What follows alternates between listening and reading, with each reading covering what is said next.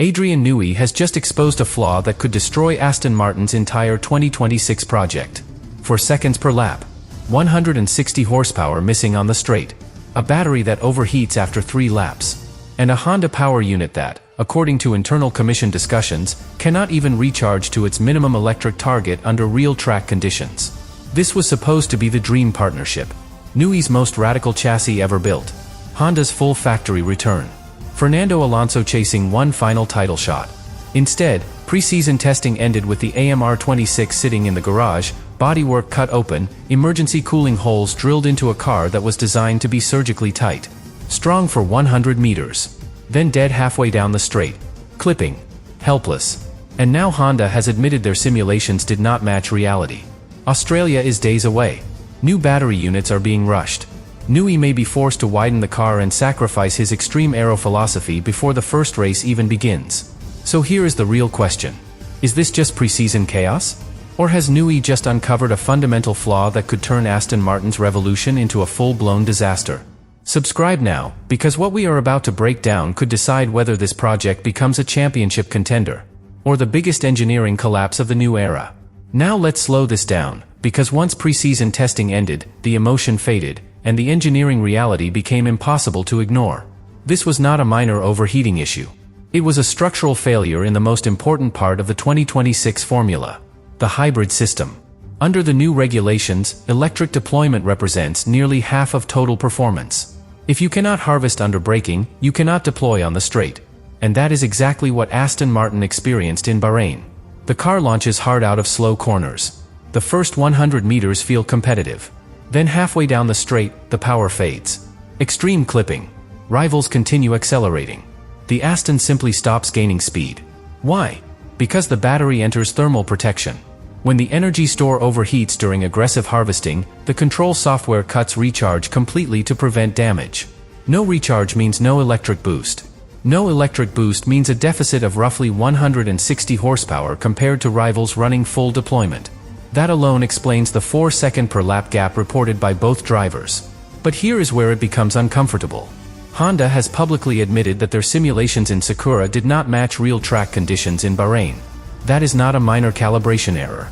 That suggests their cooling models, airflow assumptions, or energy management algorithms were fundamentally misaligned with reality. For a modern power unit manufacturer, that is alarming. And then there is the packaging war. Honda's internal defense is subtle but clear. They argue the AMR26's extreme, size 0 chassis restricts airflow to the hybrid cooling components. In simple terms, the engine cannot breathe. Restricted airflow means higher temperatures. Higher temperatures trigger protective derating. Derating kills performance. From Honda's perspective, the engine works, if the chassis allows it. From Newey's perspective, he designed the car based on Honda's promised thermal thresholds. And that is the fracture. Because this was supposed to be a fully integrated project. Chassis and power unit developed together from day one. Instead, the first public appearance revealed misalignment at the most fundamental level. Cooling capacity. Energy harvesting stability. Hybrid endurance. And the visible evidence was brutal. The team literally cut open the bodywork in the garage. Emergency louvres. Destroyed airflow structures. A Frankenstein version of what was meant to be a masterpiece. When you compromise aero to prevent thermal collapse, you lose twice. More drag on the straight. Less stability in fast corners. And the vibrations? Those were another side effect. With electric deployment limited, Honda ran emergency combustion maps to compensate. Operating the V6 outside optimal rev ranges created harmonic resonance. Gearbox mounts cracked. Sensors were damaged. Stroll reported violent shaking at low RPM. This is not refinement. This is containment. Now Honda has activated full crisis mode. 24-hour dyno sessions. Testing with restricted airflow to replicate Aston's packaging. A new battery specification with improved thermal resistance is being rushed to Australia. For units targeted before the first race. But improved thermal protection often means reduced peak aggression. Which means even if reliability stabilizes, outright performance may remain compromised.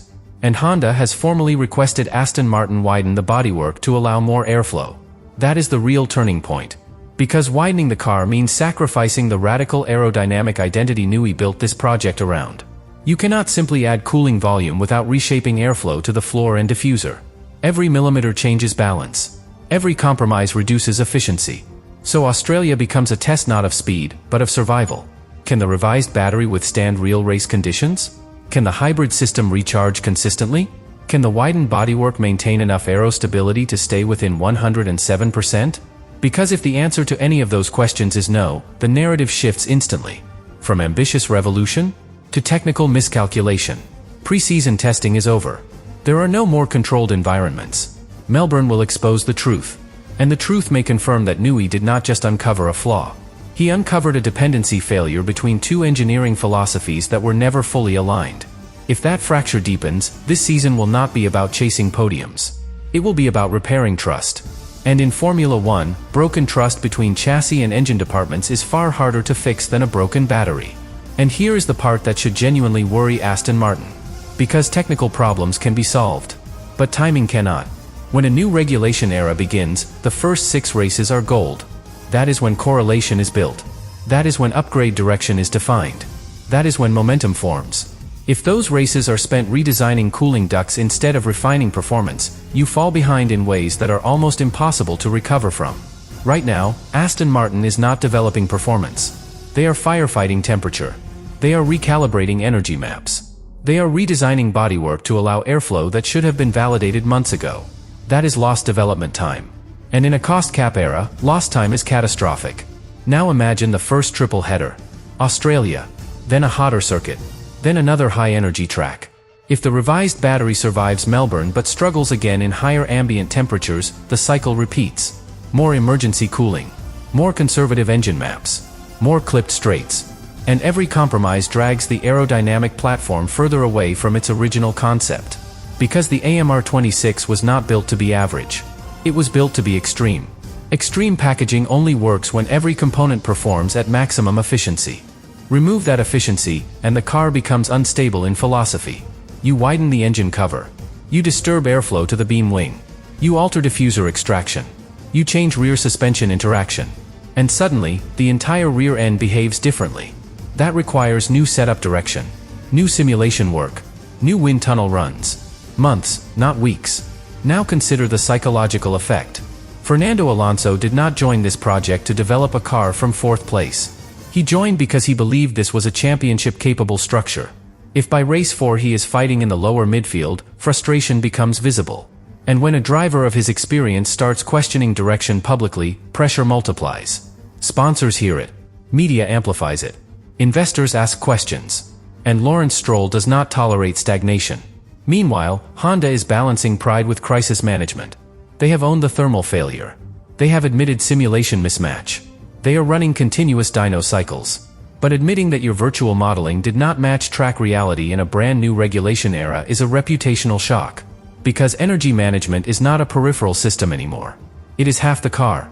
If that half is unstable, nothing else matters. You can have the best aerodynamic platform in the world. Without consistent electrical deployment, you are dragging a compromised machine down every straight. And here is the deeper risk. If Aston Martin widens the bodywork significantly and still struggles with harvesting stability, the blame conversation escalates. Honda will argue the architecture is flawed. Newey's camp will argue the power unit is immature. The unity that was supposed to define this partnership fractures. And fractured partnerships do not win championships. Pre-season testing is finished. The data is not hypothetical anymore. For seconds per lap. 160 horsepower deficit under clipping. Emergency louvres cutting into aero surfaces. Public apologies. Private tension. Australia will be the first public verdict. If the AMR26 completes a full race distance without hybrid shutdown, it will be considered a victory. Not a podium. Not a top 5. Just finishing. And that tells you everything about where this project stands right now. Because this was meant to be the birth of a revolution. Instead, it risks becoming a rescue mission before the first lights even go out. The next few races will not decide the championship. They will decide whether this partnership stabilizes. Or whether Newey's boldest design begins its life defined not by brilliance, but by a flaw that was finally exposed when it mattered most. But here is the final layer that makes this even more uncomfortable. Because this is not just a technical setback. It is a credibility test. Aston Martin built its entire 2026 identity around one message. We are ready. New factory. New wind tunnel. New leadership structure. Newey as the crown jewel. Honda as the power unit partner ready to prove their hybrid mastery. The expectation was not gradual progress. It was immediate impact. And when you arrive at the first race of a new era already in recovery mode, the narrative shifts instantly. Instead of asking how fast the car is, people start asking how broken it is. That is dangerous. Because Formula One is not just engineering. It is perception. If rivals sense instability, they push harder. If suppliers sense tension, negotiations tighten. If internal departments feel blame circulating, collaboration slows. And right now, the risk is not just overheating. It is erosion of unity. Think about what this means for development direction. If Honda's revised battery solves 70% of the thermal instability but reduces peak deployment, the car becomes reliable, but average. If Newey widens the bodywork to help cooling, the car becomes stable, but aerodynamically compromised. Either path requires sacrificing something fundamental. Performance. Or philosophy. And that is the cost of discovering a flaw too late. Now imagine the mid-season upgrade window. Other teams will bring aerodynamic refinements, floor evolutions, energy software optimizations. Aston Martin, meanwhile, may still be validating cooling correlation, still tuning hybrid protection thresholds, still aligning chassis and power unit expectations. That gap compounds. Because development in Formula One is exponential. The team that starts clean accelerates. The team that starts compromised stabilizes first, then accelerates. And stabilizing can take half a season. Which brings us back to the core question. Was this flaw inevitable? Or was it preventable? Because Honda admitted their dyno simulations did not match real track conditions. That means the failure was not discovered during virtual validation. It appeared only under real aerodynamic restriction. That suggests integration testing between chassis airflow and power unit cooling was incomplete. And when integration fails, responsibility becomes blurred. Newey trusted the engine specification. Honda trusted the cooling envelope. Somewhere between those assumptions, reality collapsed. Australia will not just test the revised battery. It will test trust. If the car runs clean, finishes the race, and shows stable energy harvesting, the crisis narrative softens. If it clips halfway down the straight again, if Alonso radios frustration, if emergency cooling returns, the spotlight intensifies. Because in a new regulation era, first impressions stick. And the first impression Aston Martin risks making is this. Brilliant concept. Flawed execution. Preseason testing is over. There are no more private failures. Everything from now on is public.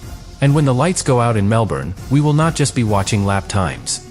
We will be watching whether Newey's boldest project begins its life climbing upward, or fighting to escape a flaw that has already exposed the fragile balance between ambition and reality. In Formula One, genius can design speed. But only alignment delivers it. And right now, alignment is exactly what Aston Martin must prove it has not lost.